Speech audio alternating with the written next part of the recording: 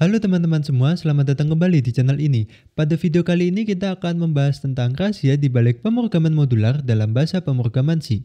Modularitas adalah prinsip penting dalam pengembangan perangkat lunak yang membantu kita mengorganisir kode secara efisien dan mudah dikelola. Tanpa basa-basi lagi, mari kita mulai. Yang pertama, apa itu pemrograman modular? Pemrograman modular adalah pendekatan untuk mengatur kode menjadi bagian-bagian yang lebih kecil dan terpisah yang disebut dengan modul.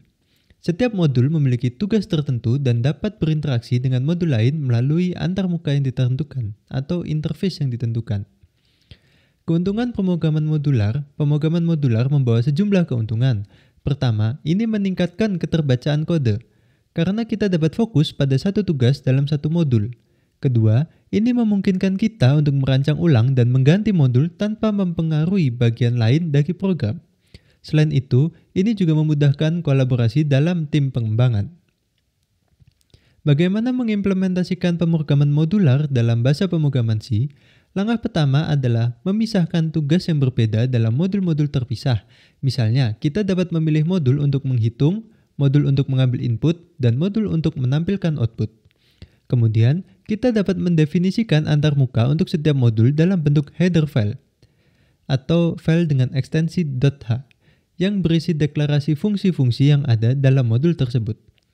Implementasi sebenarnya dari fungsi-fungsi ini ditempatkan dalam file berkas sumber dengan ekstensi .c terpisah.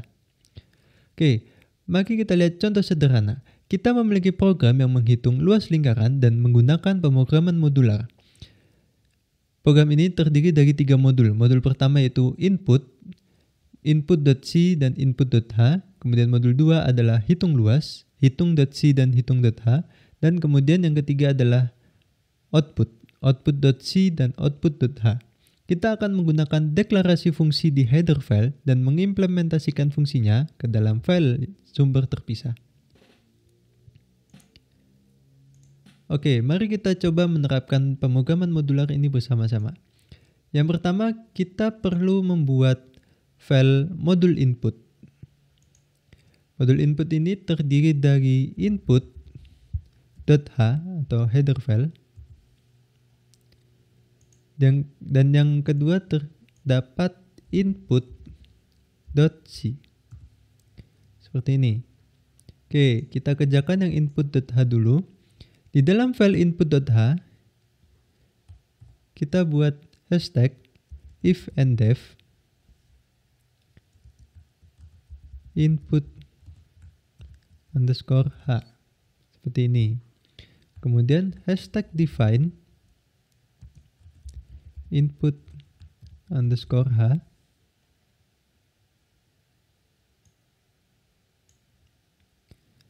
Seperti ini.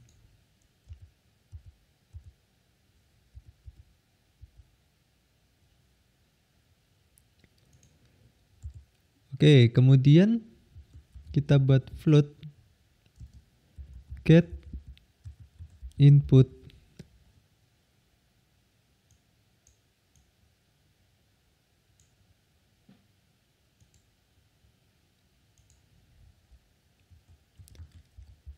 radius kurung kawal buka tutup dan jangan lupa titik koma. Kemudian hashtag and if. Nah, file input.h ini adalah header file untuk modul input. Di sini kita mendefinisikan sebuah fungsi get input radius yang akan digunakan untuk mengambil input dari pengguna berupa jari-jari atau radius dari lingkaran. Kemudian kita akan mengerjakan file input.c. Pada file input.c kita isi hashtag include stdio.h seperti biasa. Kemudian hashtag include. Kita masukkan header file yang telah kita buat sebelumnya di sini, input.h. Kemudian kita buat float get input radius, kurung buka tutup, kemudian kurung awal. Di dalamnya kita isi float radius, R-nya saya buat kecil saja, radius titik koma printf.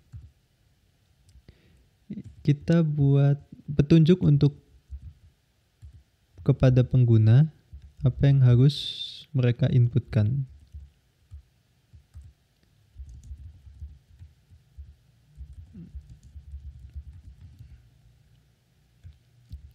Masukkan jari-jari lingkaran, titik koma jangan lupa, dan scanf. Fungsi untuk meminta input. Jangan lupa karena kita menggunakan float maka format specifier-nya adalah %s. %f maksud saya. Dan inputannya kita masukkan ke variabel radius. Dan return radius. Seperti ini. Oke, file input.c ini berisi implementasi dari fungsi getInputRadius. Fungsi ini akan menampilkan pesan kepada pengguna untuk memasukkan jari-jari lingkaran, kemudian mengambil input dari pengguna dan mengembalikan nilainya. Oke, sekarang kita buat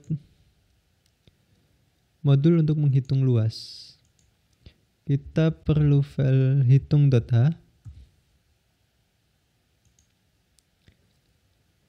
File hitung.h ini kita isi if and def hitung underscore h, kemudian define hitung underscore h,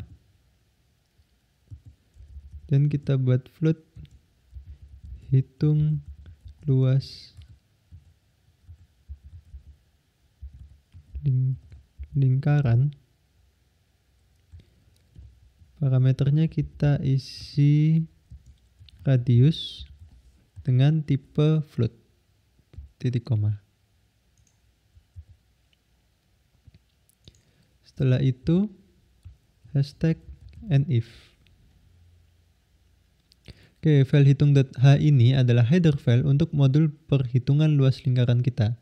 Di sini kita mendefinisikan fungsi hitung luas lingkaran yang akan menerima jari-jari lingkaran sebagai parameter dan mengembalikan luas lingkaran. Kemudian kita buat lagi file hitung.c. Di dalamnya kita isi include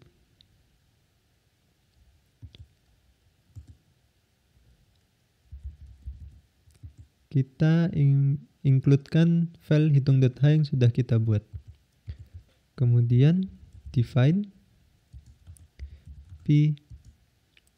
P-nya kita buat 3,14159.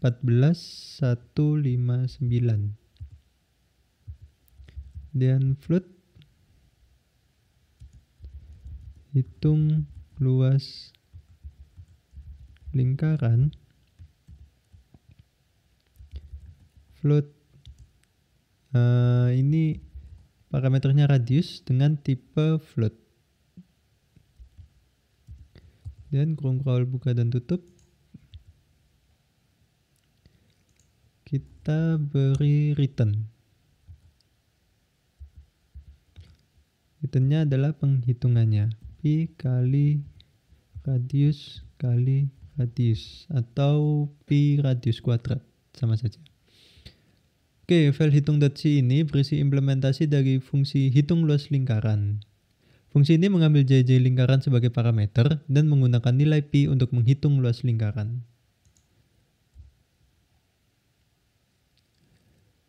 Dan yang ketiga, kita akan membuat modul output. Output ini ada file output.h dan ada file output .c. Seperti ini. Oke, untuk file output.h-nya kita kembali menggunakan if and def output underscore h, kemudian hashtag define output underscore h,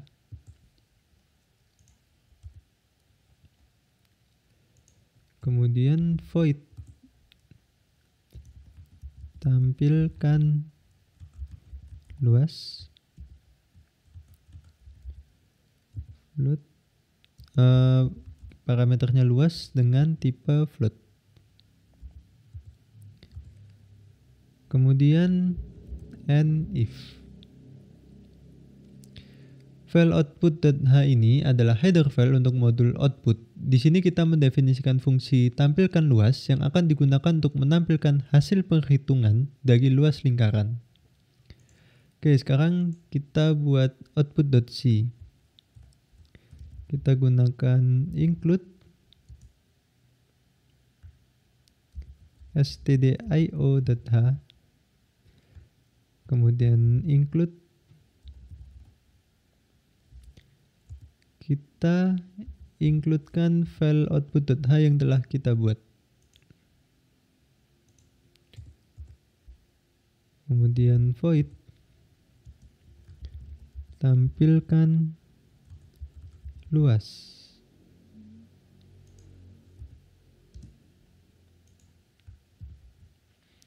Kita mengambil luas sebagai parameter. Tipenya dulu. Kita mengambil luas sebagai parameter dengan tipenya float.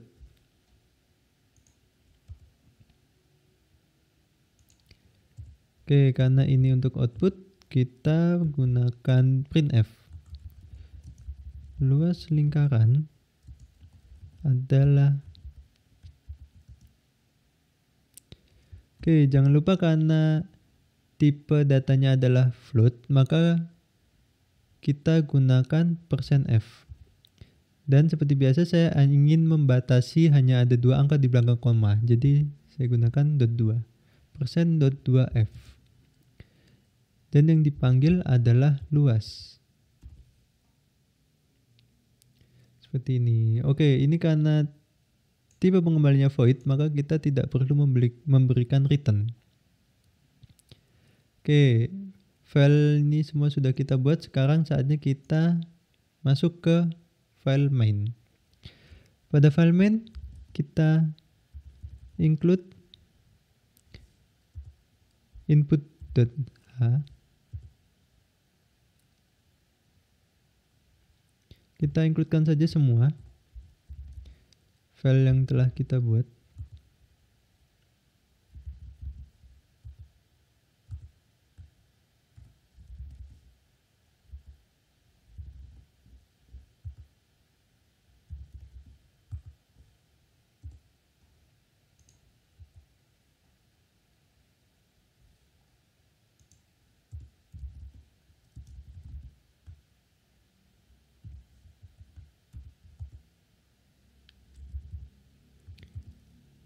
Float radius, kita buat fungsi main, kita deklarasikan dan inisialisasikan radius, kemudian kita gunakan get input radius float, kemudian kita buat luas sama dengan hitung luas lingkaran.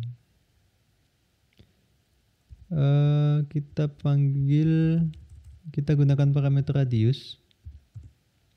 Jadi nilai dari radius itu akan dikirim ke fungsi hitung luas lingkaran.